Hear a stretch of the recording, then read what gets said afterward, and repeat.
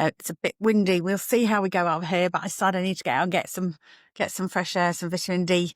So what makes you bloated?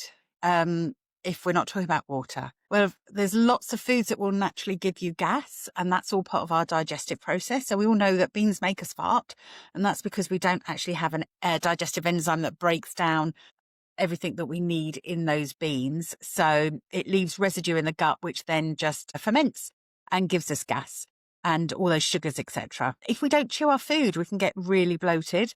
So if you think about it, if you had a bit of food and they didn't chew it down properly, it goes through the digestive system. It's going to go off, create a gas, feed the bad bacteria, make us bloated.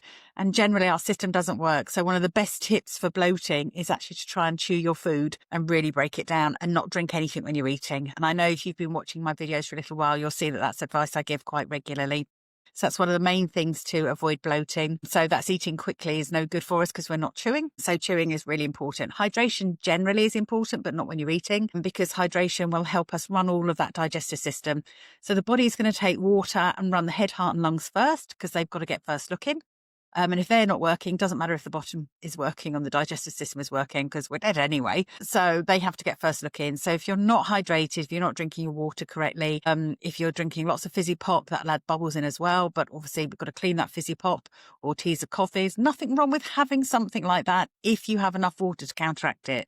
But if you're living off fizzy pop or cups of tea and pops of coffee, and the body is going to struggle, and that's going to add to your bloating. So just generally running your body nice and slowly, the way that it was designed to, is the best way to avoid the bloating.